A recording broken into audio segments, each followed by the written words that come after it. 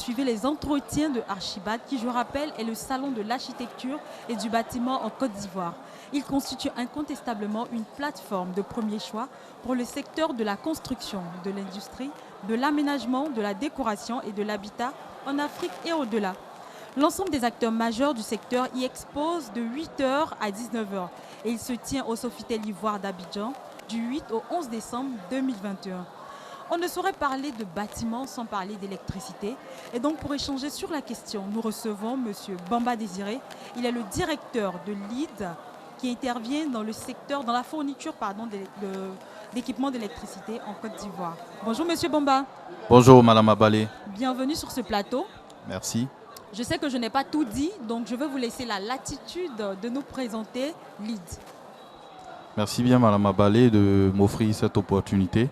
Alors, LEED est une société anonyme au capital de 125 millions qui a été créée en 2005. Nous sommes situés à la rue des Jardins, aux deux plateaux, et possédons un bureau de représentation à San Pedro. Alors, ce que nous faisons concrètement, nous fournissons depuis 2005 des équipements d'énergie et tout ce qui est appareillage électrique, souvent sur des dossiers d'envergure aux opérateurs télécoms, aux banques, aux industries et maintenant au secteur immobilier. Très bien, voici ainsi présenté brièvement les activités de LEED.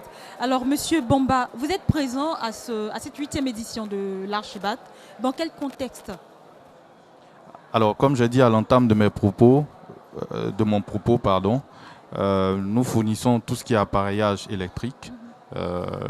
Pour ce contexte-là, nous fournissons tout ce qui est appareillage électrique, tant aux habitations qu'aux projets d'envergure. Nous sommes des professionnels de l'énergie.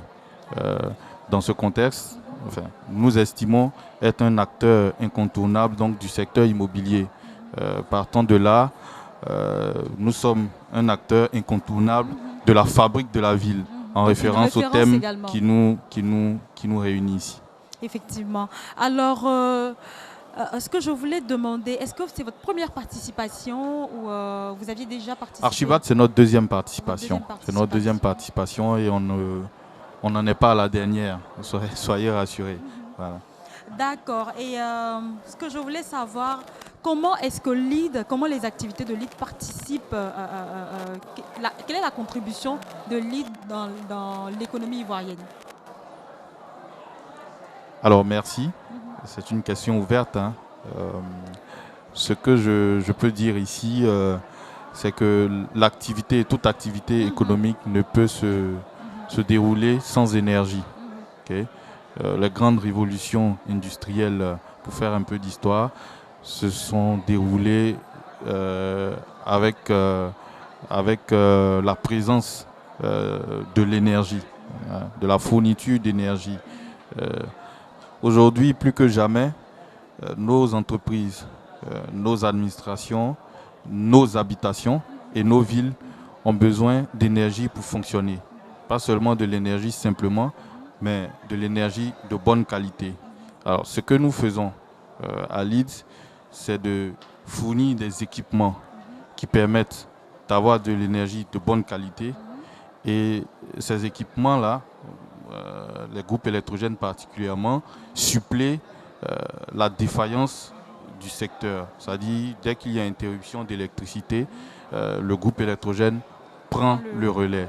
C'est le cas d'une usine, c'est le cas d'une habitation, c'est le cas de projets. Alors, sur les deux points, c'est-à-dire parfaire l'énergie fournie par le secteur, et suppléer le secteur en cas de défaillance, nous estimons permettre à nos industries, c'est-à-dire nos usines, d'être performantes et aussi à nos habitations, c'est-à-dire les particuliers, de fonctionner sans qu'il n'y ait interruption de la fourniture d'électricité et aussi d'avoir de l'électricité safe, de l'électricité de bonne qualité. D'accord. Je vous écoute parler et je me souviens de la petite période d'il y a 3 ou 4 mois où nous étions un peu sujets à des délestages, et où les industries ont dû faire beaucoup d'aménagements dans leur fonctionnement parce que l'électricité était coupée à des heures et tout. Je suppose que là, en ce moment-là, vous avez eu beaucoup de... Oui, c'était la période de la crise énergétique. C'est vrai que sur le tas, on a fait quand même de bonnes affaires. Mais ce que nous avons eu là à recommander à nos clients, c'est de ne pas attendre qu'il y ait une prochaine crise. Il faut la préparer. Cette crise, enfin, pas une crise en tout cas, il faut préparer une éventuelle défaillance du secteur, qu'elle soit ponctuelle ou continue, mais il faut la préparer. Donc ce que nous faisons avec les industries particulièrement et aussi les projets immobiliers d'envergure, c'est de préparer ensemble leurs investissements en termes d'énergie. Très bien. Je retiens une chose très importante. Il faut préparer les investissements en termes d'énergie. Monsieur le directeur, un mot de fin ou un appel à lancer? Alors, s'il y a appel à lancer pour rester dans le cadre du sujet, c'est-à-dire la fabrique de la ville aux professionnels, je dirais que de même, il est fortement recommandé maintenant d'avoir recours aux professionnels dans le cadre de la construction pure. De même, il est fortement recommandé également d'avoir recours aux professionnels en énergie dans le cadre de la fourniture d'électricité, des différents projets, qu'ils soient petits ou grands. Merci, monsieur le directeur, d'être passé. Je vous remercie, madame.